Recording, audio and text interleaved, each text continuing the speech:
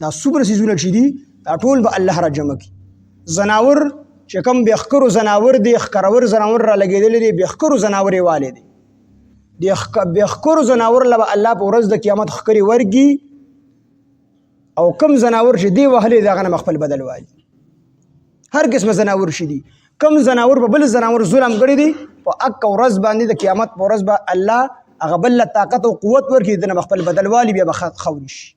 په دغه ټایم کې به کافر وي یا لیتنا کنت ترابا، یا لیتنی کنت ترابا، کاش چې موږ هم دغه شان خوري شوي. دوی به دغه ټایم کې افسوس وکړي، د زناورو ته به دا کافران وپسخېږي چې کاش موږ د زناورو په شان د خوري شوي وي، کاش موږ زناور وي چې داسې خوري شوي وي. ځکه د انسان دپاره ختمېدل نشته دي. زناور به د یو بل نه بدل واخلي، بیا به ورته الله وي چې خوري شي، ټول به خوري شي. انسان نه خوري کېږي. کافران دي همیش همیش دپاره به جهنم.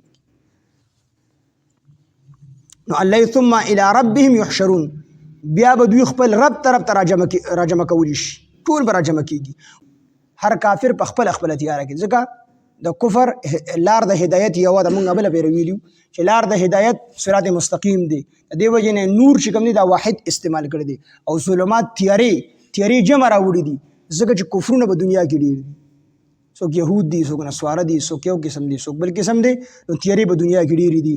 چاته چې الله وغواړي نو هغه ته هدایت ورکړي په خپل فضل او کرم سره، او چاته چې الله وغواړي نو هغه ګمراه کړي. خو الله هسې نه ګمراه کوي، د هغه د عمل د وجې نه ګمراهوي، هغې د هدایت طلب نه وي، د دې وجې نه الله ګمراهوي.